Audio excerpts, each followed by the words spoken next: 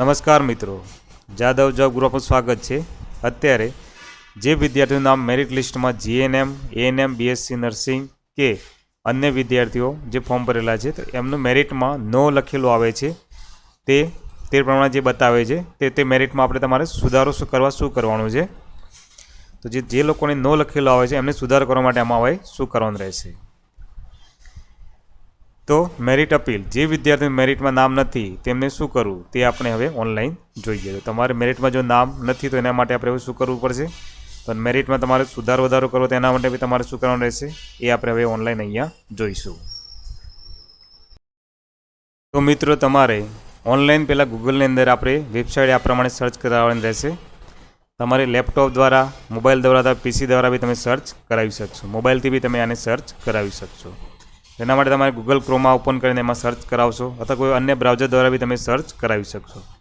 તો તમે આ પ્રમાણે લખ્યા પછી તમે સર્ચ કરાવશો, ત્યાર પછી તમને અહીંયા નીચે વેબસાઇટ આવશે। તો આ વેબસાઇટ ઉપર તમારે અહીંયા ક્લિક કરવાનું રહેશે, એટલે કે એડમિશન કમિટ ફોર પ્રોફેશનલ। તો અહીંયા તમારે અહીંયા ક્લિક કરવાનું રહેશે। અહીંયા ક્લિક કરશો પછી તમારે આની વેબસાઇટ ઓપન થઈ જશે। વેબસાઇટ ઓપન થઈ ગયા પછી તમારે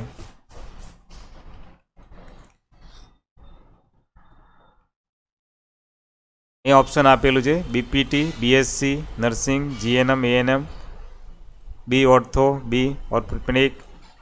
તો અહીંયા તમારે જે ઓપ્શન આપ્યા છે આ અહીંયા તમારે ક્લિક કરવાનું રહેશે।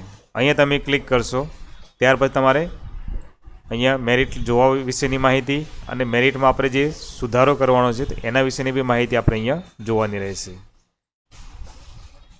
તો પહેલું અહીંયા લખેલું છે મેરિટ લિસ્ટમાં સમાવેશ ન થયેલ ઉમેદવારોની યાદી। અહીં ક્લિક કરો તો પહેલાં આપણે યાદી અહીં આપણે જોઈ લઈશું।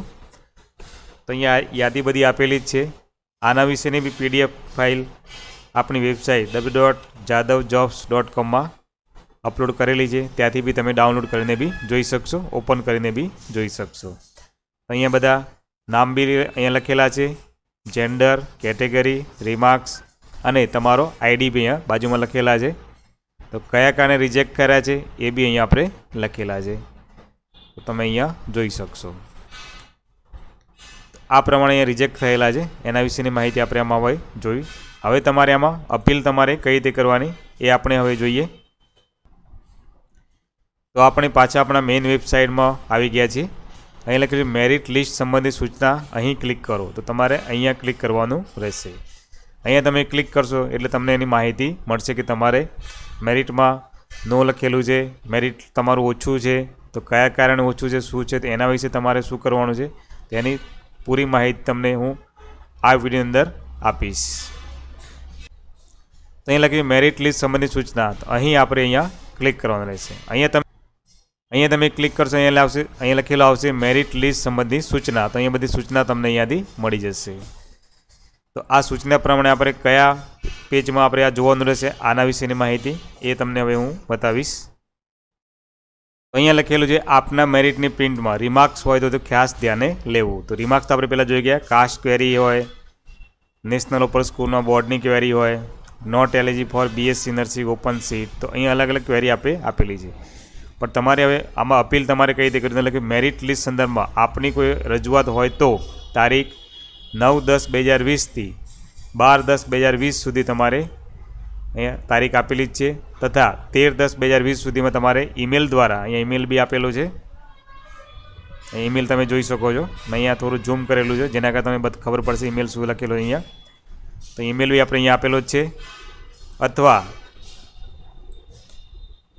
હેલ્પલાઇન નંબર, અહીંયા આપણે હેલ્પલાઇન નંબર અંદર આપેલો છે।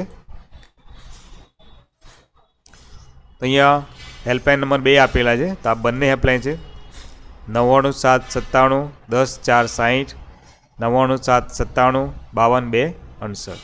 તો આ નંબર પર તમારે ટાઈમ બી અહીંયા આપેલો છે, ટાઈમ છે 10 વાગ્યાથી લઈને સાંજે 4 વાગ્યા સુધી તમે ફોન ઉપર કોલ કરીને બી માહિતી મેળવી શકશો અને એમાં અપીલ બી તમે કરી શકશો કે તમારે કયા પ્રોબ્લેમ કારણે તમારે મેરિટ લિસ્ટમાં નામ નથી અથવા નો લખેલું કેમ આવે છે। તો એ તમારે નો લખેલું છે તો એને તમારે મેરિટમાં લાવવા માટે તમારે શું કરવું તેના વિશેની પૂછપરછ તમે આ મોબાઈલ દ્વારા બી કરી શકશો અથવા તમે ઈમેલ દ્વારા બી કરી શકશો। તો આપણે આ મિત્રો અપીલ કરવાની જે માહિતી હતી મેં તમને અત્યારે આપી. તો તમને મારો જ આ વિડીયો ગમે સબસ્ક્રાઈબ કરો, લાઇક કરો અને બીજા મિત્રોને શેર